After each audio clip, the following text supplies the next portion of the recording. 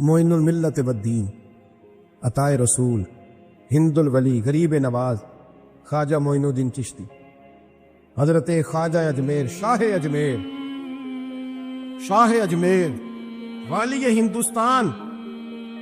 آخری عمر میں نا سارا دن روتے گزر جاتا، ساری رات روتے گزر جاتے، ذرا سی کوئی بات کرتا تو رو پڑتے، آنکھیں آنسوؤں سے بھری رہتی. اور کئی دفعہ اپنے بھی پریشان ہو جاتے ہیں نا کہ یار تو ایک بات کی جان ہی نہیں چھوڑ رہا. تو خواجہ قطب الدین صاحب بختیار کاکی سے لوگوں نے شدت سے بات کرو، اتنا بھی تو نہیں نہ رونا چاہیے. ہر وقت اس کے آنسو کی کریے، عاشق دا کام ہی رونا تونا، تبھی نہ روئے نہیں منظوری. ہر وقت رونے کا کیا مطلب ہے؟ تو خواجہ قطب صاحب کہتے ہیں میں قریب گیا تو میں نے پیر دبائے، میں نے کہا سونیا لوگ تو کچھ بھی نہیں کرتے، تو نے تو کمال کر دی. 90 لاکھ آدمی مسلمان کر دیا، دنیا کچھ نہیں کرتی، تو نے 50 سال ساری رات مسلح پہ بیٹھ کے رب راضی کیا. تو شہزادہ تھا، حضور کی اولاد تھا، لیکن معین الدین تیرا ایک پلاٹ بھی نہیں. تو نے طالب علم پالے، انہیں غریبوں کو دیا، تو نے نوازا، کوئی شے نہیں تیرے پاس، ہر چیز تو نے. ساری رات روتے ہو، سارا دن روتے ہو. خواجہ قطب الدین صاحب کہتے ہیں میں نے جب عرض کیا تو خواجہ صاحب مجھے گلے لگا لی، چیخ مار کے روئے، کہنے لگے قطب الدین پتر داڑھی سفید ہو گئی، جانے کا وقت آ گیا. جو تو نے نیکیاں گنوائی ہیں وہ ہیں صحیح میرے پاس، پر یار کی بارگاہ میں پیش کرنے کے قابل ایک بھی نہیں، ایک بھی نہیں. تو بارگاہ تو دیکھ کتنی بڑی ہے، رسول کریم کی بارگاہ میں پیش کرنے کے قابل ان میں سے ایک بھی نہیں. تو آستانہ دیکھ کتنا بڑا ہے، کیا پیش کروں گا، کیا عرض کروں گا حضور کی بارگاہ میں، کس طرح. وہ یار جو بڑے تھے وہ تو ڈرے ہوئے تھے، سہمے ہوئے تھے، وہ تو بڑی بڑی آزمائش میں تھے. لیکن میرا اور آپ کا رٹا 2 نمازیں پڑھ کے 6 نمازوں کا دعویٰ کرنا اور لمبی چوڑی کہانیاں بنانا اور اپنے منہ سے اپنی تعریفیں کرنا، اس سے تھوڑا باہر آئے. رزق بھی میرا اللہ ہی دیتا ہے، علم بھی اللہ دیتا ہے، رزق بھی. حضرت سیدنا امام اعظم ابو حنیفہ رحمۃ اللہ تعالیٰ علیہ کے ساتھ ایک شخص کہتا میں نے نماز پڑھی تو عشاء کی نماز تھی. یہ جو لوگ بڑے ہوتے ہیں نا، جن کے پیار کرنے والے بڑے ہوتے ہیں، ان کے گرد خوف بھی بڑا ہی ہوتا ہے، انہیں بڑا ڈر لگتا ہے، بڑی بعض اوقات آزمائش ہوتی ہے. عشاء کی نماز کہتے پڑھی تو امام صاحب نے نا عشاء کی نماز میں تلاوت کی آیتیں فَمَن يَعْمَلْ مِثْقَالَ ذَرَّةٍ خَيْرًا يَرَهُ وَمَن يَعْمَلْ مِثْقَالَ ذَرَّةٍ شَرًّا يَرَهُ. فرمایا جو ذرہ برابر خیر کرے گا وہ بھی قیامت میں دیکھے گا، اور جو ذرہ برابر شر کرے گا وہ بھی قیامت میں اس شر کو دیکھے گا، اس کے سامنے آئے گا. تو وہ شخص کہتا ہے کہ سارے لوگ نماز پڑھ کے چلے گئے تو امام صاحب رحمۃ اللہ علیہ نے اپنی داڑھی پکڑی، رو رہے. کہتے ہیں وہ ذرہ برابر نیکی کا بدلہ دینے والے، وہ ذرہ برابر شر پہ سزا دینے والے میری سفید داڑھی کو دیکھ. مالک میرے ذرے ذرے سامنے نہ لانا، لوگ تو میری بڑی قدر کرتے ہیں دنیا، میں تو بڑا پہچانا جاتا ہوں، لوگ تو میری راہوں میں پھول لیے کھڑے ہوتے ہیں، یہ بڑا نوازتے ہیں. قیامت میں رسوا نہ کر دینا، میرے لیے مشکل ہو جائے گی. وہ کہتے ہیں میں نے امام صاحب کا درد دیکھا، مجھے کوئی کام تھا تو میں چلا گیا. میں نے کہا کہ وہ اس وقت اللہ کے حضور حاضر ہیں تو میں دوبارہ آؤں گا. کہتے ہیں میں تہجد کا وقت آیا تو امام صاحب وہیں بیٹھے تھے اور ان کی داڑھی آنسوؤں سے بھری ہوئی تھی اور زور سے داڑھی پکڑی ہوئی. کہنے لگے مالک رسوا نہ کر دے، قیامت میں رسوا نہ کر دے. یار جو ہدایت یافتہ لوگ تھے وہ تو ڈرے ہوئے تھے، وہ تو سہمے ہوئے تھے. وہ تو کہتے تھے یہ اس کا فضل نہیں، اس نے بلا لیا، یہ اس کا کرم نہیں. حضرت باعزید بستامی کسی کافر کو دیکھتے تو رو پڑتے، کہتے مالک تو کتنا قریب ہے، یہ بے ایمان رہ گیا، تو نے اپنے فضل سے مجھے اپنے نبی کا غلام بنا دیا. وہ رو پڑتے. یہاں تو لوگوں کا دعویٰ ہی بڑا ہے. نمازی اللہ خیر فرمائے وہ تو دوسروں کو گھورتا ہے، وہ کہتا ہے جنت کا میں مالک ہوں، کنجیاں میرے پاس ہیں، میں کسی اور کو گھسنے نہیں دوں گا. اور اگر 2-3 حج کر لے تو پھر تو وہ کہتا ہے کہ اب میرے سے پوچھ کے لوگ جنت میں جائیں گے معاذ.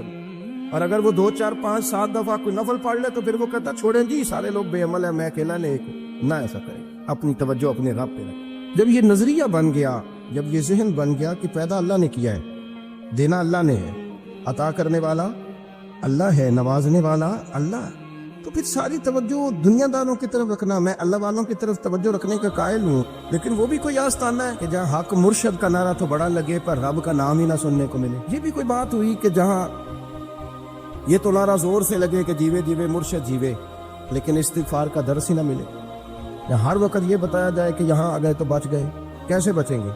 میرے رسول پاک علیہ السلام کا دروازہ سب سے بڑا دروازہ ہے، لیکن میرے دوستو یاد رکھنا، نبی پاک علیہ السلام نے بھی لوگوں کو جب رستہ دکھایا ہے تو رب کریم کا رستہ دکھایا ہے۔ میرے رسول کریم سید عالم صلی اللہ تعالی علیہ وسلم نے لوگوں کی اللہ کی جانب توجہ کرا۔ یہ بات کو اچھے طریقے سے سمجھیے گا، علم اللہ تبارک و تعالی عطا کرتا ہے تو اسے اللہ کی عطا ہی سمجھنا چاہیے۔ کچھ لوگوں کے پاس علم ہوتا ہے پر علم نافع نہیں ہوتا، وہ ٹانگ ٹوئیاں مارتے رہتے ہیں ساری زندگی۔ علم کو اللہ کی عطا سمجھیں، اپنی عقل پر اپنے شعور پر زیادہ بھروسہ نہ سمجھیں، نظر اللہ پہ رکھیں۔ حضرت مولا علی شیر خدا کرم اللہ تعالی وجہہ الکریم سے کسی نے پوچھا تھا بڑا عالم کون ہوتا ہے؟ ہمارے ہاں تو اب وہ والے عالم پائے جاتے ہیں نا، اللہ ماشاءاللہ جب ممبر پہ بیٹھتے ہیں تو دعوے ہی دعوے، اس طرح کے عالم ہمارے ہاں پائے جاتے ہیں، وہ ہر بات میں دعویٰ کرتے ہیں۔ یہ مزاج علماء کا نہیں۔ حضرت علی المرتضیٰ سے کسی نے پوچھا بڑا عالم کون ہوتا ہے؟ فرمایا بڑا عالم وہ ہوتا ہے کہ جسے مسئلے کا پتہ نہ ہو تو وہ کہہ دے مجھے نہیں پتا، میں پتہ کر کے بتاؤں گا، غلط بات بیان نہ کرے۔ امام مالک سے کسی نے کوئی مسئلہ پوچھا تو آپ فرمانے لگے مجھے اس سوال کا جواب نہیں آتا۔ وہ کہنے لگا آپ اتنے بڑے امام ہیں تو اس سوال کا جواب نہیں آتا؟ فرمانے لگے اگر مجھے ہر سوال کا جواب آتا پھر تو میں خدا ہوتا، مجھے تو اتنا آتا ہے جتنا میرے رب نے مجھے عطا کر دیا ہے۔ اپنی نظر اللہ پہ رکھیں، نکل آئیں اس معمے سے باہر کہ میں کوئی بلا ہوں، مجھے بڑا پتہ ہے، میرے پاس 6 ڈگریاں ہیں، مجھے 10 جگہ پہ تدریس کا شغف حاصل ہے، اس سے نکلیں باہر۔ قرآن مجید دیکھیے گا، اللہ تعالیٰ نے ارادہ قدرت فرمایا کہ میں حضرت آدم کو بناؤں گا، پھر بنانے کے بعد فرمایا فرشتوں سجدہ کرو آدم کو، سب نے سجدہ کیا الا ابلیس ابا واستکبر وکان من الکافرین، سوائے ابلیس کے، اس نے انکار بھی کیا، تکبر بھی کیا اور کافروں میں سے ہو گیا۔ تو یہ جب اللہ تعالیٰ نے سجدہ کرایا تو کیسے کرایا؟ اللہ تبارک و تعالیٰ نے نا حضرت آدم کو علم سکھایا خود، وعلم آدم الاسماء کلہا، خود اللہ فرما کہ میں نے جناب آدم علیہ السلام کو تمام اشیاء کے نام سکھائے۔ تو وہ چیزیں پھر میں نے نا، اللہ فرماتے ہیں میں نے فرشتوں پہ پیش کی، میں نے کہا کہ بتاؤ ان کے نام کیا ہیں، تو فرشتوں نے جو جواب دیا وہ سمجھنے والا ہے۔ اللہ نے چونکہ خود علم سکھایا تھا حضرت آدم کو، لیکن فرشتوں کو نہیں سکھایا تھا، تو اللہ کریم نے فرمایا فرشتوں اب یہ بتاؤ ان چیزوں کے نام کیا ہیں۔ تو فرشتے کیا کہتے ہیں؟ فرشتے عرض کرتے ہیں قالوا سبحانک لا علم لنا۔ آپ کبھی یقین کریں اس چیز کی لذت لیں تو مزہ آ جائے، کہا قالوا سبحانک، کہنے لگے تو پاک ہے۔ آدم علیہ السلام کو نام سکھا لیے، پھر فرشتوں کے سامنے وہ چیزیں پیش کر کے کہا ان چیزوں کے نام بتاؤ، تو فرشتے کیا کہتے ہیں؟ کہتے قالوا سبحانک، تو پاک ہے، لا علم لنا، ہمارے پاس کوئی علم نہیں، الا ما علمتنا، ہمیں تو اتنا پتہ جتنا تو نے ہمیں سکھا دیا۔ اور یہ کیوں تو نے ہمیں جتنا سکھایا اتنا پتہ ہے؟ فرشتے یہ نہیں کہتے یا اللہ تو زیادہ سکھا، آدم کو دیا تو ہمیں بھی دے، یہ نہیں فرمایا، فرمایا انک انت العلیم الحکیم، اے اللہ تو علم والا بھی ہے اور حکمت والا بھی ہے، تجھے پتہ ہے کس کو کتنا دینا ہے، جتنا تو نے مناسب سمجھا جناب آدم کو دیا، اور جتنا تو نے بہتر سمجھا وہ تو نے ہمیں عطا فرمایا۔ میرے عزیز، علم اگر آپ کے پاس ہے تو اس کو اللہ کی عطا سمجھیں۔ ہمارے ہاں بہت سارے لوگ بن کے بیٹھ جاتے ہیں، میں اکثر کہتا ہوں کہ پھر وہ دعوے کرتے ہیں میرے علاقے والے جاہل ہیں، میرے شہر والے جاہل ہیں، میرے خاندان والے پڑھے نہیں۔ یہ آپ کا دعویٰ ہے، یہ آپ کو خراب کر دے گا۔ ہم نے بہت سارے ایسے لوگ دیکھے جو بہت بڑے عالم تھے، لیکن اللہ جب لینے پہ آیا تو عقل ہی لے گیا، شعور ہی چلا گیا، حافظے ختم ہو گئے۔ آپ دیکھتے ہیں بڑھاپے میں کچھ لوگ ایسے ہوتے ہیں کہ جن کو یہ بھی یاد نہیں رہتا کہ میرا نام کیا ہے، میں کہاں ہوں، مجھے کدھر جانا ہے۔ اس وقت سے اللہ کی پناہ مانگیں اور اپنی نظر اپنے رب کریم کی جانب رکھیں۔ علم کے بعد ایک چیز آتی ہے جس کا نام ہے ہدایت، جس کا نام ہے تقویٰ، جس کا نام ہے پرہیزگاری، جس کا نام ہے عمل، عبادت، ریاضت۔ یہ بھی اسی وقت ہی نصیب ہوتی ہے جب میرا رب کریم نصیب فرما دیتا ہے۔ ہم نے نا نیکی کا اپنا اپنا سٹیٹس بنا لیا ہے، اپنا اپنا معیار بنا لیا ہے۔ کچھ لوگ کہتے ہیں کہ جناب مسجد میں سیمٹ کا توڑا دینے سے بہتر ہے کسی غریب کو آٹے کا تھیلا دے دو۔ اب اس نے اپنا مزاج بنا لیا نا نیکی کا، اس نے اپنا سٹیٹس بنا لیا۔ میرا یہ سوال ہے کہ نبی پاک صلی اللہ تعالی علیہ وسلم جب مدینہ شریف آئے تھے تو حضور نے سب سے پہلے غریبوں میں آٹا تقسیم کیا تھا کہ سب سے پہلے مسجد بنائی تھی؟ کیا عجیب لوگوں کا رنگ ہے، اپنی مرضی کی ہدایت، اپنی مرضی کا تقویٰ، اپنی مرضی کا معیار۔ مسجد کوئی بڑا چھوٹا خطیب بھی میری طرح کا ہونا، تو وہ مسجد میں بیٹھ کے جب نبی پاک کی بات کرتا ہے تو کہتا ہے میرے رسول پاک غریبوں کا سہارا بن کے آئے. وہ غریبوں کی بات کرتا ہے، مسکینوں کی، لاچاروں کی، کمزوروں کی بات. تو مسجد ہی تو وہ ادارہ ہے جہاں سے غریبوں کی بات ہو رہی ہے. تو اب لوگوں نے غریب کو اور مسجد کو لڑانا شروع کر دیا. اس کو لڑاؤ کہ مسجد میں پیسے دینے سے بہتر ہے آپ غریب کو آٹے کا تھیلا دے دیں. آپ یہ کیوں نہیں کہتے کہ مسجد میں بھی آپ تھوڑا دیں ایک سی مٹکا اور ساتھ غریب کو بھی خدمت کریں؟ یہ کیوں نہیں تقویٰ؟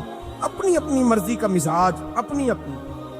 کچھ لوگ کہتے ہیں چھوڑو جی، ساری زندگی انسان نماز پڑھتا رہے اور پھر گالیاں بھی دیتا رہے، بندہ داڑھی بھی رکھ لے اور جھوٹ بولنا بھی نہ چھوڑے. تو یہ آپ نے اپنے پاس سے تقوی کا معیار بنایا.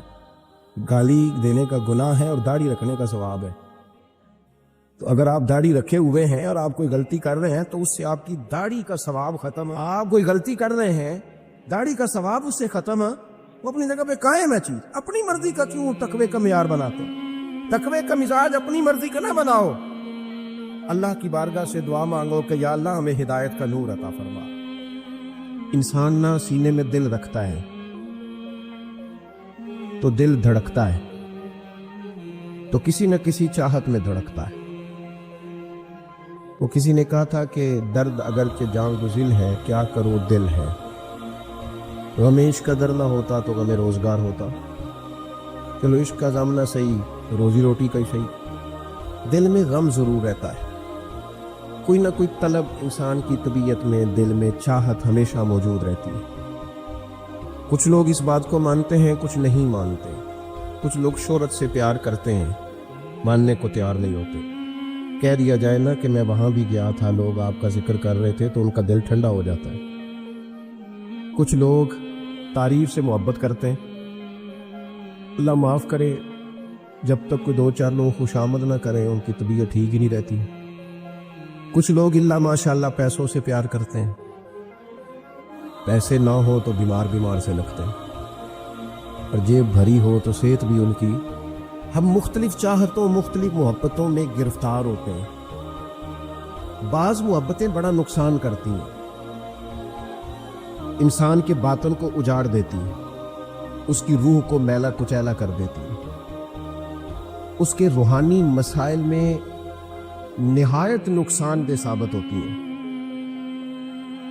نبی پاک صلی اللہ تعالی علیہ وسلم کی حدیث، اس پر نبی پاک علیہ السلام نے فرمایا دنیا کی محبت یعنی ہرس کے ساتھ ہو، لالچ کے ساتھ ہو، جائز ناجائز کی پرواہ کے بغیر ہو، دنیا کی محبت، مال دنیا کی محبت، حضور فرماتے ہیں یہ ہر برائی کی جڑ ہے.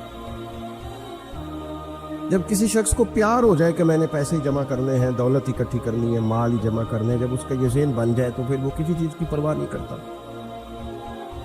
اسے حقوق ضائع ہوتے نظر آئیں تو ہوتے رہیں. یتیموں کا مال ہے کہ غریبوں کا مال ہے کہ زکوٰۃ کا مال ہے کہ خیرات کا مال ہے کہ کس چیز کا مال ہے، کسی شرعی پابندی کا لوگ خیال نہیں کرتے. غلبہ جو کر گئی دنیا کی محبت.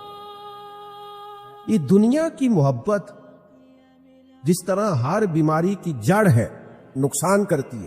ہمیں اپنے آپ سے پوچھنا چاہیے، سوال کرنا چاہیے کہ دل کیا چاہتا ہے دراصل.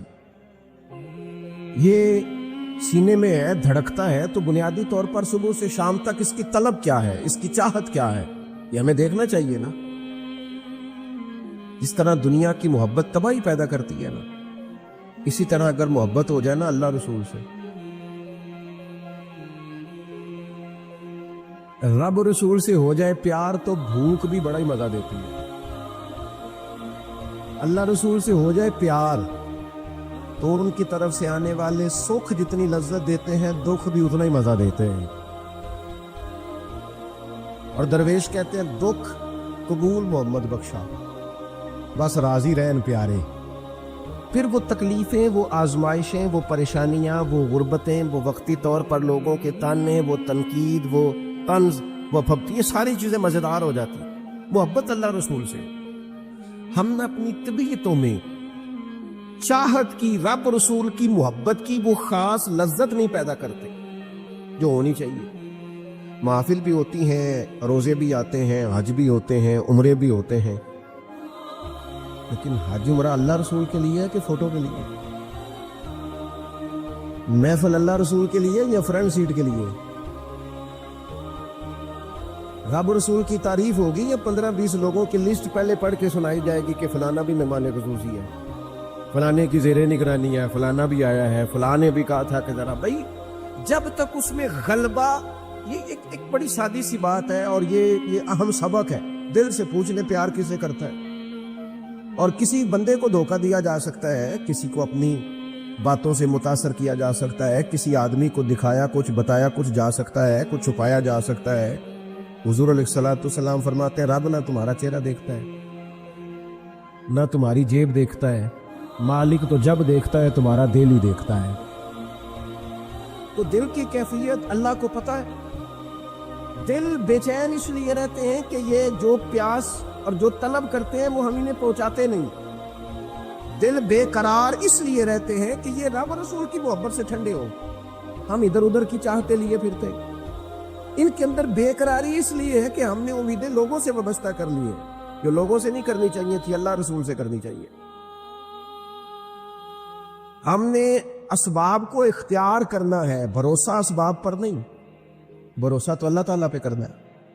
تو جب تک دیکھیں نا قرآن مجید نے کیا کہا، قرآن مجید نے کہا والذین آمنوا اشد حبا للہ، فرمایا وہ لوگ جو ایمان لے آئے وہ اپنے رب سے شدید محبت کرتے ہیں، اپنے رب سے پیار کرتے ہیں۔ ان کے سجدے بوجھ نہیں، ان کے سجدے تو لذت ہے۔ انہیں نماز کے لیے لانا نہیں پڑتا، جبر نہیں کرنا پڑتا، ان کے تو دل کھینچے چلے آتے ہیں۔ ان کو تو پیار ہو گیا، رات ساری بیت گئی اور ایک سجدہ بھی مکمل نہ ہوا۔ وہ تو مال چونکہ اللہ نے دیا ہے تو راہ خدا میں خرچ کرتے وقت ان کی طبیعت کسی قسم کا تکلف نہیں محسوس کرتی، کوئی بوجھ نہیں محسوس کرتی، کیونکہ وہ ہر چیز سے بڑھ کر اللہ رسول سے پیار کرتے ہیں۔ تو یہ چیزیں ان کے سامنے کبھی بھی رکاوٹ نہیں بنتی۔ اور دل میں سب سے زیادہ محبت اللہ کی، اور جہاں تک تعلق ہے میرے رسول پاک کا، اللہ کریم نے فرمایا النبی اولیٰ بالمؤمنین من انفسہم، فرمایا یہ جو نبی ہے نا یہ تو مومنوں سے ان کی جانوں سے بھی زیادہ قریب ہے۔ تو ہر وقت دل کی دھڑکنوں میں، روح کی ٹھنڈک میں، قلب میں، دل میں، روح میں، ذہن میں جو چیز ہر وقت سمائی ہے نا مومنوں کے، وہ رسول پاک کی ذات ہے۔ اگر رات ساری بندہ یہی سوچتا رہے کہ سویرے یار کس طرح کام چلانا ہے، پیسے کیسے آئیں گے، جو میرے پاس 2 لاکھ ہے اسے 6 کیسے کرنا ہے، اور یہ 6 ہے یہ 12 کیسے ہو سکتا ہے، اور جناب یہ دنیا میری کیسے آگے بڑھ سکتی ہے، اور یہ جو پلاٹ پڑا ہے نا میرے گھر کے بالکل سامنے، کیسے کچھ چکر چلے کہ میرا ہو جائے، گاڑی ہے ذرا چھوٹے ٹائروں والی بڑے ٹائروں والی کیسے آ سکتی ہے۔ اگر 24 گھنٹے منصوبہ بندی دنیا حاصل کرنے سے دین منع تھوڑا کرتا ہے۔ حضور نے تو فرمایا محنت کر کے کمائی کرنے والا اللہ کا دوست ہے، منع نہیں ہے، لیکن ہر وقت اسی گنتی میں رہنا، اسی کے شمار میں رہنا، الجھ جانا اور جو اصل چیز تھی اس کو چھوڑ جانا۔ ہم نا نیکی کرتے ہیں، مومن ہوتے ہیں، لیکن اس کی لذت نہیں پاتے۔ یعنی اگر نماز پڑھ کے بھی بندہ قرار نہ حاصل کرے، اگر وہ خیرات کر کے بھی اس کی ٹھنڈک نہ محسوس کرے، مسجد آ کے، محفل کرا کے، محفل میں بیٹھ کے، پھر بھی اس سے کوئی روحانیت نہ پا سکے، اس نے 20 علماء سنے، اس نے درجنوں خطباء سنے، اس نے ساری زندگی گزار دی، لیکن اس کے دل کی کیفیت ہی نہ بدلی، وہ لذت خاص ہی اسے نصیب نہ ہو، تو پھر اسے سوچنا چاہیے نا کہ دل میں نا اللہ تعالیٰ نے نا ہر چیز 2 بنائی ہے، ہونٹ 2، آنکھیں 2، کان 2، ہاتھ 2، پیر، دل اللہ نے ایک ہی بنایا۔ یہ نہیں ہو سکتا کہ چلو ایک طرف مجھے رکھ لو ایک طرف کسی اور کو رکھ لو، دل ہی ایک بنایا ہے۔ وہ کہتا ہے بس دل ایک ہے تو رب رسول ہی رہیں گے، اس میں ادھر ادھر کی چاہتے نہ لے آنا، جب تک دل کے اندر پوری طور پر اللہ رسول کی، بخاری مسلم میں حدیث ہے، نبی پاک علیہ السلام نے فرمایا اگر تم چاہتے ہو نا تمہیں ایمان کی لذت نصیب ہو، آپ زیادہ غور کریں میری بات پر، ایک ہے کھانا، ایک ہے مزیدار کھانا، ایک ہے مومن ہونا اور ایک ہے مومن ہونے کا مزہ آنا، لذت نصیب ہونا کہ میں صاحب ایمان ہوں۔ فرمایا اگر تم چاہتے ہو کہ تمہیں ایمان کی لذت نصیب ہو، یہ حدیث آپ نے بھولنی نہیں، بخاری مسلم میں، اگر چاہتے ہو کہ ایمان کی لذت نصیب ہو تو 3 کام کرو۔ یا رسول اللہ صلی اللہ تعالی علیہ وسلم کون کون سے؟ حضور فرمانے لگے پہلا کام یہ کرو کہ ہر چیز سے بڑھ کر اللہ رسول سے محبت کرو۔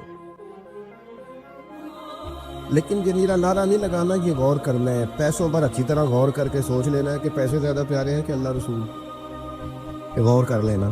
یہ جو جھوٹی انا کے بت بنائے ہوئے نا، میری عزت، میری برادری، میری افسری، میرا قبیلہ، میری کرسی، یہ غور کر لینا کہ کرسیاں زیادہ پیاری ہیں، اقتدار زیادہ پیارا ہے کہ اللہ رسول۔ ایک طرف رسول اللہ کی شریعت اور ایک طرف تیری برادری کے رسم و رواج، لیکن شادی والے دن رسم و رواج جیت گئے۔ کدھر گئی تیری محبت رسول؟ وہ صرف محفل والے دن تھی، ربیع الاول شریف میں تھی۔ ہم تو دیندار سمجھتے ہی اس کو ہیں جس کے گھر میں شادی ہو تو پتہ چلتا ہے کتنا دیندار ہے۔ محفل میں تو سارے دیندار ہوتے ہیں، یہ تو پتہ ہی تب چلتا ہے جب کسی کا انتقال ہو جائے یا گھر میں کوئی خوشی آئے کہ اب یہ کتنا دیندار ہے، اب پتہ چلے گا۔ مسجد میں تو سارے دیندار ہیں۔ فرمایا گر چاہتے ہو کہ لذت ایمان نصیب ہو تو ہر چیز سے بڑھ کر اللہ رسول سے پیار کرو۔ اور دوسرا فرمایا جس سے بھی پیار کرو نا، اللہ رسول کی رضا کے لیے کرو۔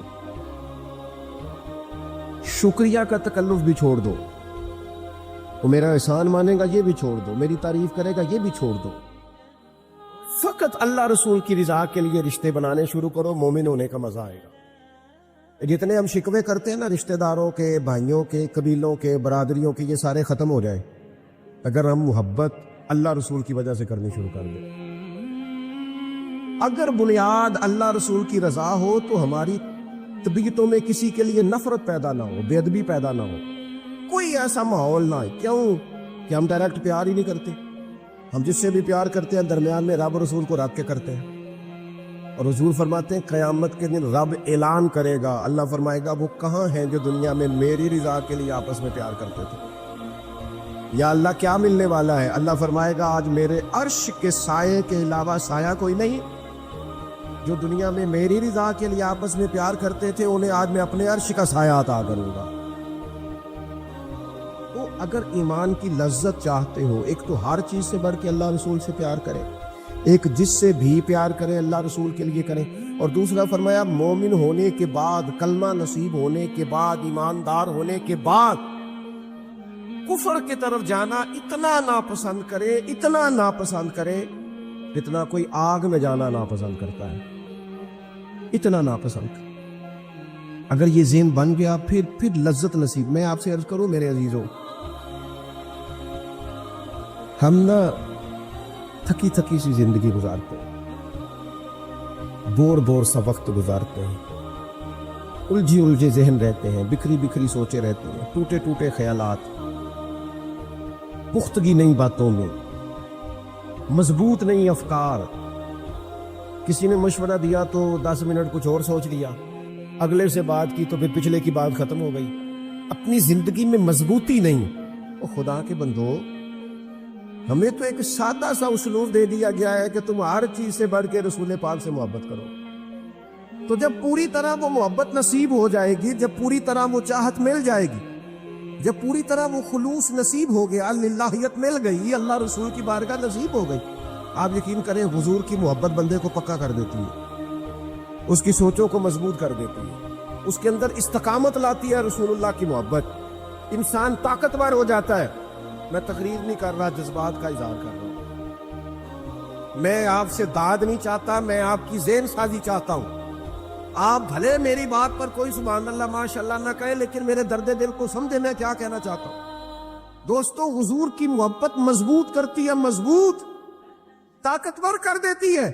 نہ سمجھ آئے تو سیدنا بلال سے پوچھ کے دیکھو، مار پڑتی جاتی ہے، محبت طاقتور ہوتی جاتی ہے، تانے ملتے جاتے ہیں، محبت مضبوط ہوتی جاتی ہے۔ نہ سمجھ آئے تو سیدنا سلمان فارسی سے پوچھو۔ سالوں بیت گئے، ڈھونڈتے، تلاش کرتے، آتے حضور کی بارگاہ میں حاضری دیتے، غلامی کرتے، کہاں سے چلے کہاں پہنچے۔ اگر نہ سمجھ آئے تو حضرت خبیب سے پوچھو، نہ سمجھ آئے تو بدر میں جا کے شہید ہونے والوں سے پوچھو کہ یہ محبت کتنا طاقتور کرتی ہے۔ حضرت انس بن نضر سے پوچھو میدان احد میں کہ یہ محبت افکار کو زندہ کرتی ہے، روح کو تازہ کرتی ہے۔ بندہ نا زیادہ باتوں سے ویسے ہی بچ جاتا ہے. ایک شے ہی صرف یاد کرنی پڑتی ہے, ایک شے ہی علم و بس کری ہو یار, اے ہوئی حرف تینوں درکار. اعلیٰ حضرت فرماتے ہیں اے عشق تیرے صدقے ہم جلنے سے چھٹے سستے, جو آگ بجھا دے گی اب وہ آگ لگائی, جو آگ بجھا دے گی اب وہ. اور پھر اعلیٰ حضرت فرماتے ہیں کہ یاد رکھنا جان ہے عشق مصطفیٰ, روز فزوں کرے خدا, اور جس کو ہو درد کا مزہ, جس کو ہو درد کا مزہ. ایک ہوتا ہے شفا کا مزہ, ایک ہوتا ہے بیماری کا مزہ. یہ حضور کی محبت کی وہ والا درد ہے کہ یہ مزیدار ہے. اعلیٰ حضرت فرماتے جان ہے عشق مصطفیٰ, روز فزوں کرے خدا, اور لوگوں جس کو ہو درد کا مزہ وہ ناز دوا اٹھائے کیوں, اور پھر کے گلی گلی تباہ ہم ٹھوکریں سب کی کھائیں کیوں, اور دل کو جو عقل دے خدا تو تیری گلی سے جائے کیوں, دل کو جو عقل دے خدا تو تیری گلی سے جائیں کیوں. صحابی بیٹھے ہیں نا نبی پاک کی بارگاہ میں, اور دیر سے بیٹھے اور جم کے بیٹھے, بٹھا کے اپنے محبوب کو اپنے پہلو میں. جو لوگ کچھ نہیں کرتے وہ بھی کمال ہی کرتے. دیر سے بیٹھے اور بیٹھے ہیں تو نبی کریم نے فرمایا جاؤ کوئی کام بھی کرو. اٹھے, ستون کی اوٹ سے ہو کے واپس آ گئے, کہنے لگے یا رسول اللہ آپ کے بغیر دل ہی نہیں لگتا, تو طبیعت ہی نہیں جمتی, کہیں نظر ہی نہیں ٹھہرتی. جب تک آپ اپنے دل کی کیفیات, یار ہمارے بزرگ, ہمیں تو وقت نہیں ملنا چاہیے. اگر ہمارا دعویٰ ہے کہ ہمیں حضور سے محبت ہے تو وقت ہی نہیں ملنا چاہیے. سیرت ساری پڑھ لی ہے ہم نے, حضور کی احادیث یاد کر لی ہیں, نبی پاک کے فضائل پر جو کتابیں لکھی گئی ہیں وہ ہمارے پاس ہیں. کیا آج صبح سے لے کر اب تک 1100 بار درود شریف نصیب ہوا ہے؟ کیا اگر حضور سے محبت ہے تو ہمارے دل میں نبی پاک کی امت کا درد ہے؟ حضور پر نازل ہونے والے قرآن مجید کو ہم نے سمجھا ہے؟ دین اسلام کی روشن تعلیمات کے ہم کتنے قریب گئے ہیں؟ فارغ وقت آپ کیا جی میں آج کل بور ہوتا ہوں, تو بھئی آپ کتاب خریدیں حضور کی سیرت پر, پڑھے شاہ عبدالحق محدث دہلوی نے کیا لکھا ہے, پڑھے حضور کے فضائل کمالات, پڑھے شفا شریف قاضی اعجاز کیا لکھتے. زندگی تو ادھر ادھر ضائع ہو رہی ہے. اس بات کا خوف نہیں کرتا کہ میری امت کمزور ہو جائے گی, اس بات کا ڈر نہیں کہ پیسے ختم ہو جائیں, نہ یہ خوف ہے کہ بھوکی مرے گی. حضور کس بات کا خوف ہے؟ تو نبی پاک نے فرمایا خوف یہ ہے کہ ان کا یقین کمزور ہو جائے گا. یاد رکھیں اگر اعتبار نہ ہو تو گھر نہیں چلتا, تو اگر اللہ رسول پر یقین کامل نہ ہو تو پھر بندہ مسجد نہیں آ سکتا, پھر اس کا دین نہیں چلتا, پھر اس کے لیے مشکل ہے نماز, پھر اس کے لیے مشکل ہے راہ خدا میں خرچ کرنا. میرے نبی پاک نے فرمایا یوں نہ کہا کر کہ یا اللہ چاہے تو دے چاہے تو نہ دے, جب مالک سے مانگ تو کہا کر یا اللہ تجھی سے مانگنا ہے, میں لے کے اٹھوں گا, تو مجھے دے گا. فرمایا جتنا تیرا یقین کامل ہوگا اتنا ہی اللہ تجھے جھولی بھر کے عطا فرمائے گا. کمزور سا مسلمان, لڑکھڑاتا سا مسلمان دیکھتا ہوں کرتا ہوں, اور یہ بھی نہ دیکھا کریں بھائی ایمان یقین کو استقامت کے درجے پہ لیں, یہ نہ دیکھا کریں کہ وہ کیسے دے گا. وہ کسی وسیلے کا محتاج نہیں ہے, وسیلے کو پسند کرتا ہے, پر وسیلے کا محتاج وہ بغیر وسیلے کے بھی دے دیتا ہے. ہر آدمی ماں باپ کے ذریعے پیدا ہوتا ہے, اگر پیدا کرنا چاہے تو جناب عیسیٰ کو بغیر باپ کے پیدا کر دیتا ہے, اگر پیدا کرنا چاہے تو حضرت آدم کو بغیر ماں اور باپ کے پیدا کر دیتا ہے. جب یقین رکھیں, یقین, قرآن مجید پڑھیے, حضرت موسیٰ علیہ السلام فرعون کے دربار میں کھڑے ہیں, چاروں جانب دشمن ہی دشمن ہے, جادوگر آ گئے, انہوں نے سانپ چھوڑے, حضرت موسیٰ کے ہاتھ میں ڈنڈا تھا. حضرت موسیٰ کہتے ہیں یا اللہ کیا کروں, تو اللہ تعالیٰ نے فرمایا اپنا سانپ پھینک دو. کہنا چاہیے تھا نا کہ یا اللہ ایک ہی تو شے, اتنے سانپ ہے, بچانے کے لیے ڈنڈا ہے وہ پھینک دوں. ڈنڈا پھینکا جاتا ہے, سانپ کو دیکھ کر کے قابو کیا جاتا ہے. یہ میرا اور آپ کا ذوق ہے نا, لیکن انبیاء کرام کا انداز ملاحظہ کیجئے میرے عزیزو. اللہ فرماتے ہیں ڈنڈا, اے موسیٰ ڈال دے اپنا عصا. پہلے نہیں فرمایا کہ سانپ بن جائے گا, فرمایا بس تو ڈال دے. میں اور آپ ہوتے ہیں تو سانپ سامنے ہے, ڈنڈا ہاتھ میں ہے, ہم کہیں گے عجیب بات ہے, یہی تو دفاع کی چیز ہے, اسی کو ڈال دوں تو بچوں گا کیسے. کہا ڈال دو, تو حضرت موسیٰ نے ڈال دیا. کہا میرے رب کا حکم ہے تو میرے لیے بہتر ہی ہوگا. اللہ فرماتے ہیں جب موسیٰ نے ڈالا تو میں نے اس ڈنڈے کو, اس عصا کو اژدہا بنا دیا. अब कभी असहाब भी अजदहा बने, कभी कभी छड़ी भी बहुत बड़ा अजदहा बनी है, लेकिन कुरान कहता है जनाबे मूसा ने डाला तो अल्लाह ने अजदहा। बल्कि उससे पीछे चलिए, औरतें कमजोर यकीन की होती है ना। जनाबे मूसा पैदा हुए तो अल्लाह फरमाते हैं मैंने मूसा की माँ के दिल में बात डाली, माँ के दिल में संदूक में डाल के तो इसको दरिया में बहा दे। और भाई संदूक में कह सकते हैं ना ऑक्सीजन कैसे जाएगी, और दरिया में बच्चे बचने के लिए डाले जाते हैं कि डूबने के लिए डाले जाते हैं। माँ के दिल में यकीन कमजोर नहीं था अम्मा का। अंबिया के माँ बाप मुवहद होते हैं, दीन को मानने वाले। माँ के दिल में अल्लाह ने बात, अल्लाह कुरान में कहते मैंने वही की, मैंने इल्का किया, मैंने बात डाली। हजरत मूसा की माँ कहती है मैंने डाल के ना समुंदर में बेटा, मैंने समुंदर में बेटा डाल के संदूक में बंद करके रब के हवाले किया। आप फरमाते हैं मेरे मालिक का भरोसा किया तो फिर मेरे मालिक का काम देखो, कमाल देखो। मैंने दरिया में डाला, अल्लाह ने फिरौन के घर में मेरे बेटे की परवरिश करा दी। ये यकीन कि हजरत मूसा के पास कौम आई, कुरान पढ़िए, कहा जनाब पानी चाहिए। वइज़ का मूसा लिकौमी ही, मूसा ने अपनी कौम के लिए पानी मांगा। हमने कहा फन फाजरत मिन हुस्नता आशरता आईना, अपना डंडा पत्थर पे मारो। अकल वाला आदमी होता तो अड़ जाता, कहता या अल्लाह पत्थरों से भी कभी पानी निकला है। इद्रिब भी असाकल हज्र, मारो पत्थर पे डंडा। अल्लाह के नबी ने मिनट नहीं लगाया, ठा करके डंडा लगाया। फन फाजरत मिन हुस्नता आशरता आईना। अल्लाह फरमाते हैं जनाबे मूसा ने एक आसा मारा, मैंने 12 चश्मे जारी कर दिए। तू ले तो ला, अल्लाह करता है। अल्लाह कहता है पढ़ नमाज रोजी दूंगा, कहता सोचता हूँ। अल्लाह फरमाते हैं आजा मस्जिद में तेरा हो जाऊंगा, कहता देखता हूँ। रब फरमाता है तू मेरे महबूब की गुलामी कर, मैं तुझे महबूब बना लूंगा। तू कहता है थोड़ा बड़ा होके दाढ़ी रखनी है, अभी सियाना होके मैं जरा सर्टिफिकेट ले लूं इजराइल से कि कितने सालों के बाद आएंगे, फिर शुरू करूंगा। प्रोग्राम बना रहा है, अभी तो इरादे में है अल्लाह के पैगंबर का डंडा। और इससे ज्यादा आगे बात हो गई, पीछे फौज लगी हुई है फिरौन की, मजमा है, हजारों लाखों का लश्कर लेके तलवारें नेज़े, फिरौन पीछे, आगे दरिया आ गया। हजरत मूसा अलैहिस्सलाम खड़े हैं, अब किधर जाएं? अल्लाह पाक ने फरमाया मारो डंडा। कहां? पानी पे डंडा मारो। अब हजरत मूसा अलैहिस्सलाम पानी पे डंडा मारे तो पानी उभरेगा, इससे ज्यादा क्या होगा? पहले पत्थर पे डंडा मरवाया तो पानी निकला, अब पानी पे डंडा मरवाया। फाइस फरकना बिकुमुल बहरा फानजैनाकुम वागरकना अला फिरौन। अल्लाह फरमाते मूसा ने पानी पे डंडा मारा तो मैंने पानी में रास्ते बना दिए। एक जगह डंडा मारा तो पानी निकल आया, दूसरी जगह आसा मारा तो पानी खुश्क हो गया। 12 चश्मे बन गए, 12 रास्ते बन गए दरिया में से। हजरत मूसा अलैहिस्सलाम गुजर गए और अल्लाह फरमाते हैं फिरौन भी आया तो उसे मैंने गर्क कर दिया, और वो खड़ा देखता ही रह गया कि बना क्या है। जब यकीन कामिल नसीब होता है, एतमाद की दौलत अल्लाह देता है, जब इंसान को ये इंशराह सदर हो जाता है कि मेरी निजात खुदा के हुक्म में है और रसूलुल्लाह